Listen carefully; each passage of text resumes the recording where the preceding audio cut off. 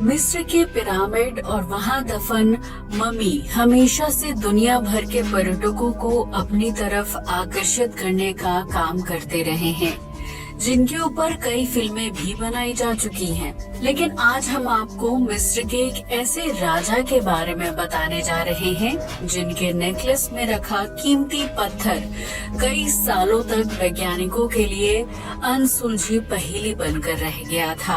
आखिर क्या था उस पत्थर का राज, जिसे सुलझाने के लिए वैज्ञानिकों की टीम ने कई सालों तक रिसर्च की। राजा तूतनखामुन का रहस्यमयी नेकलेस। प्राचीन मिस्र में कई राजाओं ने राज किया था, जिनकी मृत्यु के बाद उनके शव को ममी के रूप में पिरामिड या मकबरे में दफन कर दिया जाता था। इन्हीं राजाओं में से एक थे तूतनखामुन, जिन्हें आमतौर पर किंग तुत के नाम से जाना जाता था। किंग तुत 18वें राजवंश के 11वें राजा थे, जिनकी मौत महज 17 साल की उम्र में हो गई थी। किंग तुत के शव के साथ कीमती गहने, बर्तन और हथियार भी कब्र में दफनाए गए थे, क्योंकि प्राचीन मिस्र के लोग पुनर्जन्म पर यकीन करते थे। ऐसे में राजा की मृत्यु के बाद उनकी जरूरत का सारा सामान कब्र के साथ दफना दिया जाता था, ताकि उन्हें किसी तरह की परेशानी ना हो। मिस्र के राजाओं के शव को जिस जगह पर दफनाया जाता था, उसे वैली ऑफ किंग्स के नाम से जाना जाता है। इस जगह को 16वीं शताब्दी के दौरान बनाया गया था, जहां मिस्र के ताकतवर राजाओं, उनकी रानियों और बच्चों के शवों को मम्मी के रूप में मकबरों के अंदर दफना दिया जाता था। ये घाटी चूना पत्थर से बनी हुई है, जिसके अंदर कब्र घर बनाने पर शवों के टूटने या फ्रैक्चर होने से बचाती थी।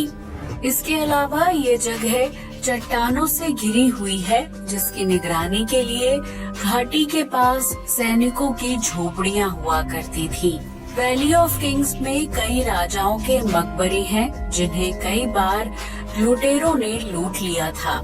हालांकि इन सभी मकबरों में से किंग तुत का मकबरा काफी सुरक्षित हालत में था, जिसकी वजह से वैज्ञानिकों की किंग तुत से जुड़ी जानकारी इकट्ठा करने में काफी आसानी हुई थी।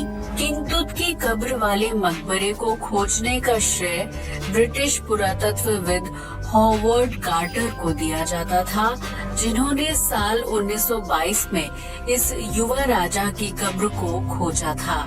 राजा तूतनखामुन के ममी पर रिसर्च करने पर वैज्ञानिकों को पता चला कि जब राजा की मौत हुई थी तो उनकी उम्र महज 17 साल थी। किंग तुत की मौत को लेकर मिस्र में कई तरह की कहानियां और किस्से मशहूर हैं। कुछ लोग कहते हैं कि उनकी हत्या की गई थी, तो वहीं कुछ लोगों का मानना है कि राजा शिकार के दौरान घायल हो गए थे और उनकी मौत हो गई। खैर, किंग तुत की मौत की वजह चाहे कुछ भी रही हो, लेकिन उनके मकबरे और कब्र से वैज्ञानिकों और पुरातत्वविदों को प्राचीन मिस्र से जुड़ी विभिन्न प्रकार की सामग्री मिली थी। कहा जाता है कि जिस समय किंग तुत की कब्र को खोदने का काम चल रहा था, उस दौरान मिस्र के अलग अलग शहरों में लोगों की रहस्यमयी ढंग से मौत होने लगी थी। हालांकि आखिरकार किंग तुत की कब्र की खुदाई पूरी हुई और पुरातत्वविदों को उसमें कई प्रकार के बर्तन, गहने और हथियार मिले। लेकिन इन सभी चीजों में एक कीमती नेकलेस भी शामिल था, जो बहुत ही अलग और आकर्षक दिखाई दे रहा था। उस नेकलेस के बीचों बीच पीले रंग का छोटा सा स्टोन लगा हुआ था, जिसके बारे में पुरातत्वविदों या वैज्ञानिकों को कोई जानकारी नहीं थी। यूं तो अब तक धरती में 200 से ज्यादा अलग अलग प्रकार के स्टोन यानी पत्थर खोजे जा चुके हैं, लेकिन किंग तुत के नेकलेस में लगा ये पीले रंग का पत्थर सबसे अलग और आकर्षक था। जब वैज्ञानिकों ने लैब में उस पत्थर पर रिसर्च की, तो उन्हें पता चला कि जिस चीज को वो इतने सालों से पत्थर मान रहे थे, वो असल में एक कांच का टुकड़ा था। इस सच्चाई के सामने आने के बाद किंग तुत के नेकलेस की गुत्थी और भी ज्यादा उलझ गई, क्योंकि उसमें लगे कांच के टुकड़े की प्रॉपर्टीज सामान्य कांच से काफी अलग थीं। आमतौर पर कांच का निर्माण गर्म लावा के अचानक ठंडा हो जाने की वजह से होता है, लेकिन किंग तुत के नेकलेस में लगे पीले रंग का पत्थर लावा से नहीं बना था और न ही उसका रंग काला या सफेद था।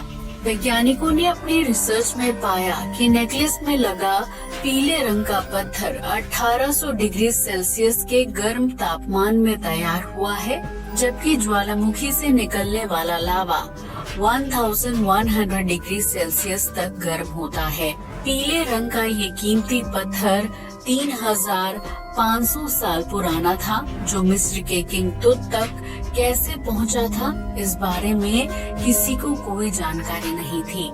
लैब रिसर्च के जरिए पीले रंग के स्टोन का रहस्य सुलझने के बजाय और भी ज्यादा उलझ गया, क्योंकि हर कोई इस पत्थर के निर्माण की वजह जानना चाहता था।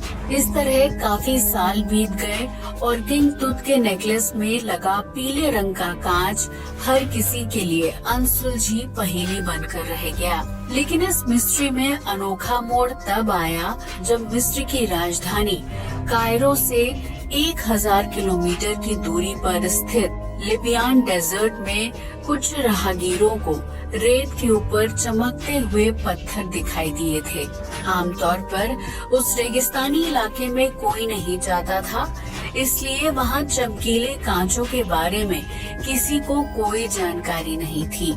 लेकिन जब राहगीरों के एक समूह ने रेत पर बिखरे हुए कांच के अनगिनत टुकड़ों को देखा, तो वो सब हैरान हो गए। इस तरह ये खबर देखते ही देखते पूरे मिस्र में आग की तरह फैल गई, जिसके बाद वैज्ञानिकों और पुरातत्वविदों की टीम उस जगह पर पहुंची। गर्म रेत के ऊपर वो कांच के टुकड़े किंग तुत के नेकलेस में लगे पीले कांच से मिलते जुलते थे, जिसके बाद उस कांच को डेजर्ट ग्लास और लिबियान डेजर्ट ग्लास के नाम से जाना जाने लगा था। लेकिन अब वैज्ञानिकों और पुरातत्वविदों को इस बात का पता लगाना था कि लिबियान डेजर्ट में इतनी ज्यादा मात्रा में चमकीले कांच के टुकड़े कहां से आए थे, जिसका सिर्फ एक ही जवाब था, उल्का पिंड।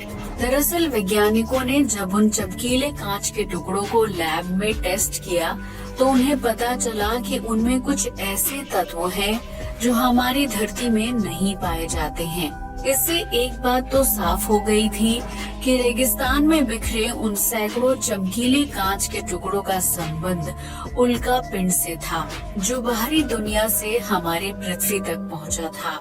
इतना ही नहीं, वैज्ञानिकों को रिसर्च के दौरान ये भी पता चला कि रेगिस्तान में फैले कांच के टुकड़ों और किंग तुत के नेकलेस में लगे ग्लास 3 करोड़ साल से भी ज्यादा पुराना है। ऐसे में ये बात साफ हो गई थी कि राजा के नेकलेस में लगा कांच का टुकड़ा बाहरी अंतरिक्ष से आया था। आपको बता दें कि अंतरिक्ष में सैकड़ों चट्टानें और उल्का पिंड घूमते रहते हैं, जो पृथ्वी के ग्रेविटी फोर्स की वजह से उसकी तरफ खींचे चले आते हैं।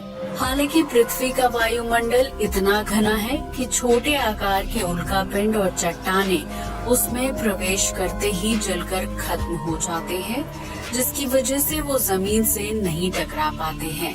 हालांकि जब कोई उल्का पिंड या चट्टान आकार में विशाल होता है, तो वो पृथ्वी के वायुमंडल को चीरते हुए सतह से टकरा जाता है। इस टक्कर की वजह से धरती पर विनाश की लहर शुरू हो जाती है, क्योंकि उल्का पिंड से निकलने वाली रेडिएशन परमाणु विस्फोट जितनी खतरनाक होती है। इस तरह के एक खतरनाक उल्का पिंड के धरती से टकराने की वजह से आज से 6.5 करोड़ साल पहले डायनासोर की प्रजाति का अंत हो गया था, जिसके सबूत आज भी मिलते हैं। ऐसे में डेजर्ट ग्लास की गुत्थी को सुलझाने के लिए वैज्ञानिक और जियोलॉजिस्ट फारूक अल-बाज सामने आए। जिन्होंने सैटेलाइट तस्वीरों के जरिए लिबियान डेजर्ट में उल्कापिंड के टकराव से बने क्रेटर यानी गड्ढे की खोज की थी।